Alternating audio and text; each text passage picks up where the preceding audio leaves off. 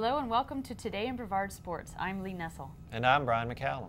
We have a little something for a variety of tastes today. First, we meet a Brevard resident who emigrated to the United States. The story is in the interesting path she has taken to get to know her adopted country. We'll also offer you an early look at the new arena in Orlando. Magic Leadership says it will be the best in the country, and we'll bring you up to date on some national youth competition going on in Brevard County. We also have our weekly surf report, and our columnist Peter Kerasotis joins us for his weekly commentary. Our first story is about as interesting a person as I can remember in my time as a writer. You may remember a recent story in the print edition of Florida Today about Paula Wright, who has run a marathon in every state plus the District of Columbia. Today we take you inside her home, get a look at her medals, and hear why she did what she did.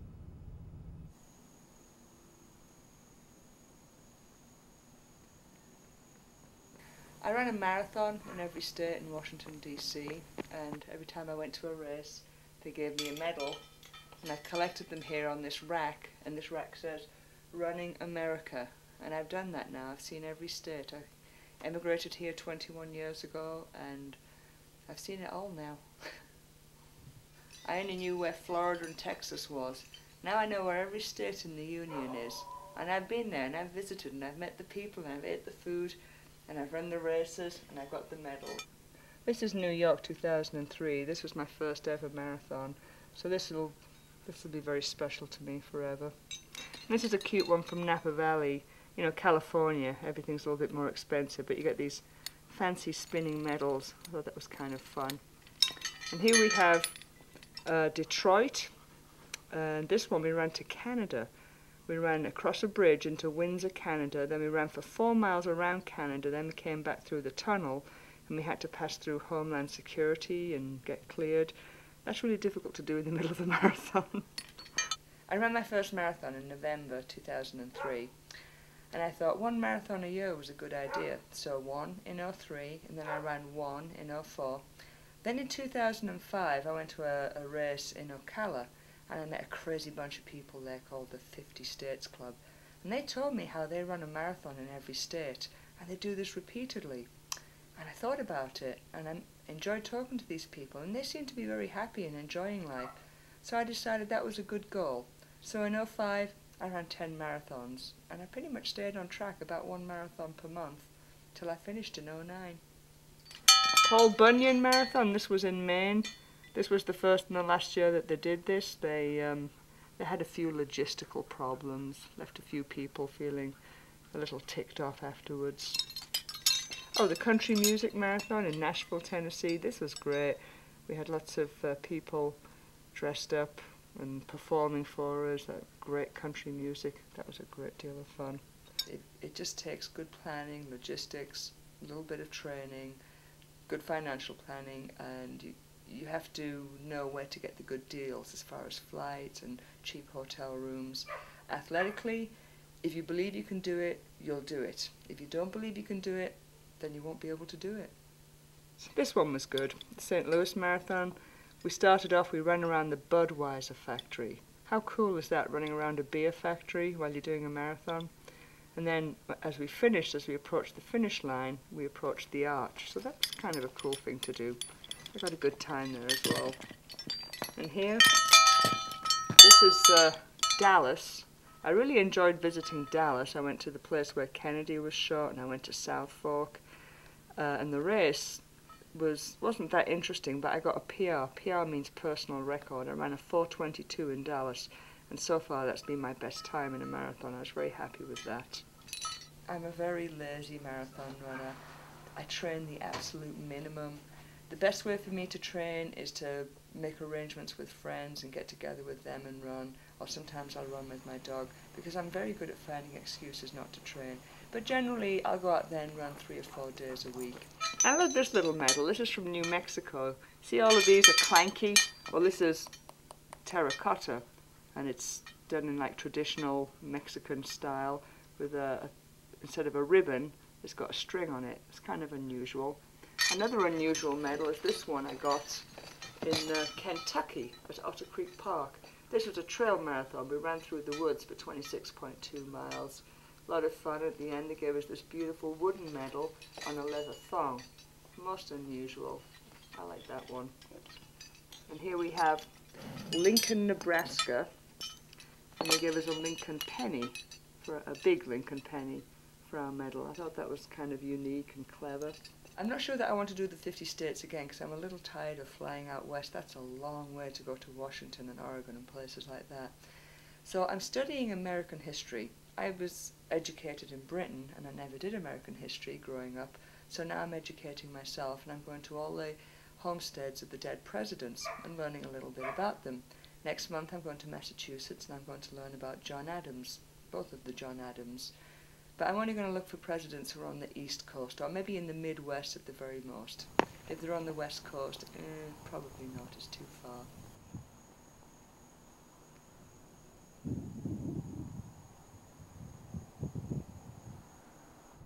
Wow, that's certainly a different way to see our country.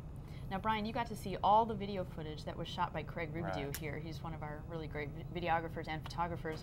We can only put so much in the show. Tell me a little bit about that. Apparently, she's gone even beyond the United States. Well, as I told you, he had 18 minutes of raw footage, and I was fascinated by every second. She's a great storyteller, but she's run a lot outside of the country. Of course, she's from the United Kingdom. She's run in Scotland. She's run in Vienna. She's ran on the Great Wall of China, and the one that fascinates me the most, she's run a marathon in Antarctica, which, do they even have dirt in Antarctica? Isn't it just a big sheet of ice? I don't understand how you run a marathon in Antarctica. But a very fascinating lady, and of course she's not through. As she said, she's going to be going up next to run at the home of John Adams and John Quincy Adams. So she's going to start the presidents and go right down the list. I guess she needs to go to Mount Vernon at some point, but fascinating lady. Yeah, she did say that since she's completed her tour of the United States, and having grown up in England, she didn't have much of an American history background. Right. So she's going to learn more history about her adopted country by running at the home of each of the dead presidents. I have a feeling her history knowledge is already better than that of many Americans. I would not doubt that. Space Coast Sports Promotions is hosting a number of sporting events this month that are bringing young athletes from across the country to Brevard. The AAU Girls 13 and Under Basketball Championship Tournament wrapped up just yesterday. That is the video you're seeing now. But that was just the beginning of the 1,400 athletes who are streaming into the county. The ISA Fast Pitch Softball World Series began this week, and there will be 3 national baseball championships decided locally beginning on Monday. Those games will be played at Space Coast Stadium and the adjacent fields, Vieira Regional Park and Cocoa Beach High School. The biggest of all the events isn't until the final week of the month, however.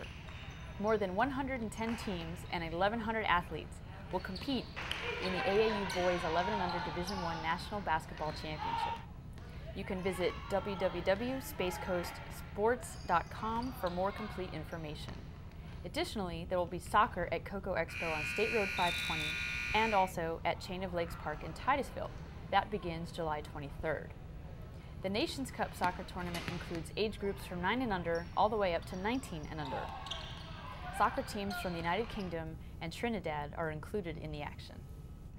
You know, it's a lot of people in town, and the thing is, not only is it a lot of sports that sports fans can go out and see, but Cocoa Sports and Cocoa Expo, or the Space Coast Sports and Cocoa Expo, are kind of doing a service to the community. It's a big tourism boost, and they really spread this out so that it affects a lot of businesses. You've got restaurants and hotels all the way from Titusville down to Bayside High School that are really seeing the benefits of this, so it's a good deal for everybody. Well, I look forward to seeing a whole bunch of young athletes running around Brevard County.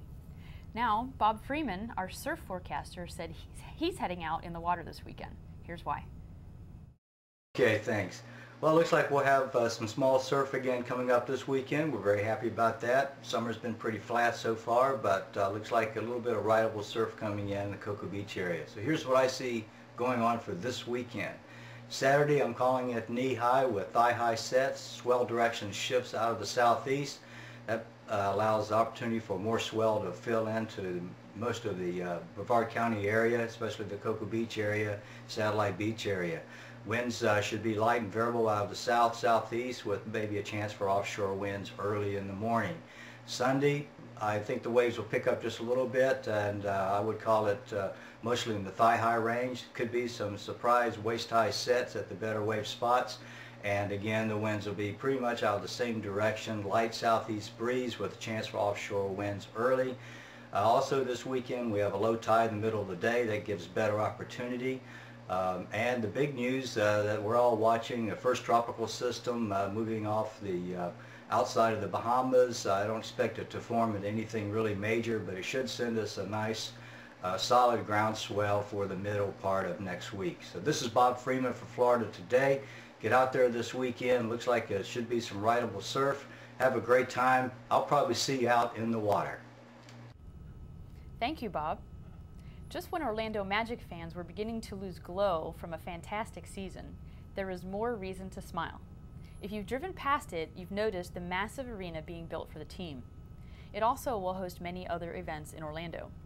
The Magic offered an early look at the Orlando Event Center, where they will be playing starting with the 2010 season.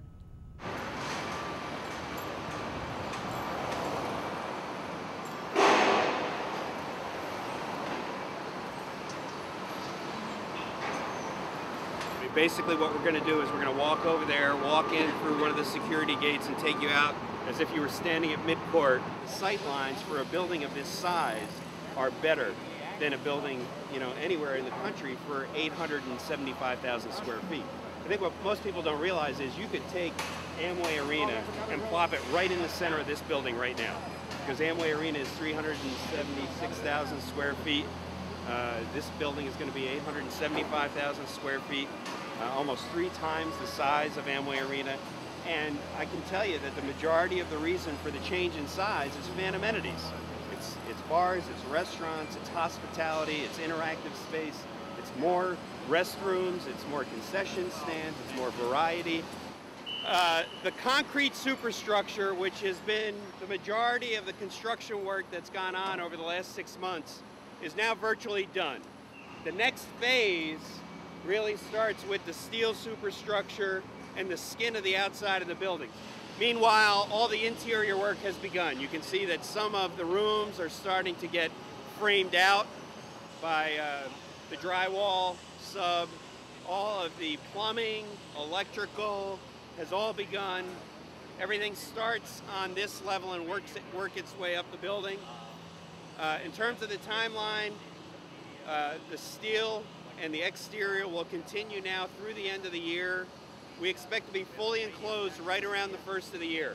And then all the real interior finishes and interiors work will start in January as we air condition the building to be able to support all of that interior work. We're on schedule. We're knocking on wood to make sure that we don't have a named storm this summer, because that's the one thing that could delay us. But we also feel confident that we've got enough, built into the schedule that even if that did delay us, that there wouldn't be a significant delay in opening the building. People truly have no idea the gem that this market is about to unveil a year from now. I mean, this will be the most modern, most technologically advanced, and best facility in North America. And we're going to have it right here in Central Florida, and it's exciting to really see it come to life. Florida Today columnist Peter Kerasotis joins us now for his weekly commentary. Peter, I've driven past that arena and I noticed it immediately. It really stands out from the road, but you were there on the tour inside it. What's it look like from the floor?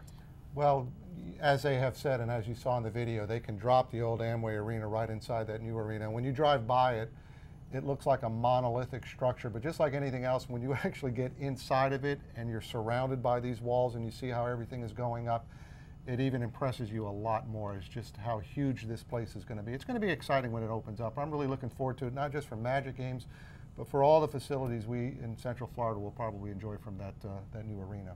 Something else exciting, and you were a forecaster last week. We talked about this guy. Big news from the All-Star weekend, and what stood out to you from that?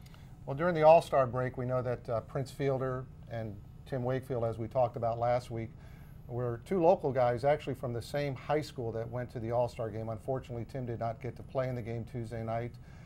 Prince not only participated in the All-Star game, but the big news for Prince was that Monday night he was part of the Home Run Derby and wound up winning it. And there were 2 guys that were sort of the sentimental favorites for the St. Louis fans. The game was played in St. Louis at Busch Stadium there.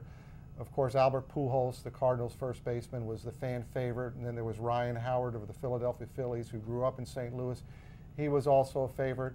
I actually saw a little clip of President Barack Obama kind of needling Albert Pujols that Prince Fielder had beaten him out to win the home run derby. And President Obama was walking around the clubhouse, and I saw him introducing himself to Prince Fielder.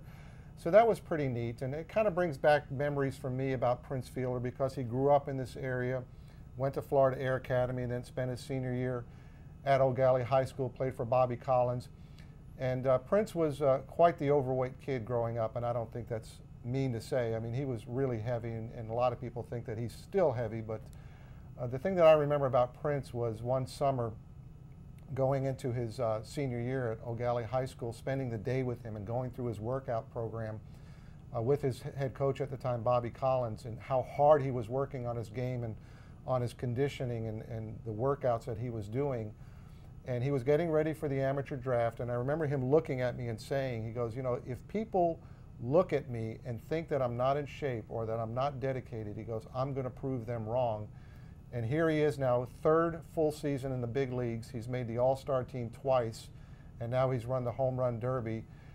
Kind of sad, though, about Prince is that since then I've tried at different times to get a hold of him, went through the Milwaukee Brewers PR department. He's the first baseman for the Brewers. And he's kind of disassociated himself from our area. A lot of, you know, we all know that he and his father, Cecil Fielder, have had a falling out, and they haven't talked in years. And I know that one of Prince's fears is that we're going to talk to him about his relationship with his father, and we don't really want to do that. And I told the PR guy, I just want to kind of talk to Prince about his career and about him. And so one year, his rookie year, I talked to a lot of guys that played ball with him here in Brevard County, that pitched against him, played with him, and those types of things, and wrote a nice story that we ran on the front page of the newspaper, not just the front page of the sports section. Sent it up. The PR guy said that he gave it to Prince, and Prince really appreciated it and liked it. So hopefully at some point can kind of reconnect with him and write the kind of stories that we want to write about hometown guys, because I do hear that every so often down at Eau Gallie High School they get a shipment of equipment and different things from Prince Fielder for the baseball program. So he does still feel an attachment to the area. We want to know that we still feel an attachment to him. And I even told Tim Wakefield when I talked to him last weekend, you know, talk to Prince. See if he can come down for your charity that you do every year for the Early Intervention Center. Prince loves kids. Maybe he'll get, you know, back here in the community and reconnect, and we can reconnect with him. So hopefully we'll see that, because he's really on his way to a great, great baseball career. That would be nice to see him, and somebody that probably would have loved to come back to the area, but apparently is not going to, is the only major league manager I've ever met in person. I know you met it for you, but now I don't know any. Talk about the changes in the Nationals organization.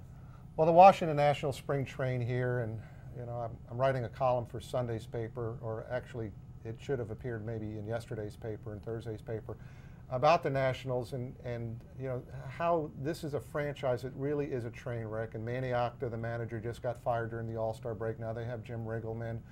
They had the worst record in baseball last year. They've got the worst record in baseball at the All-Star break. They're 22.5 games out of first place at the break.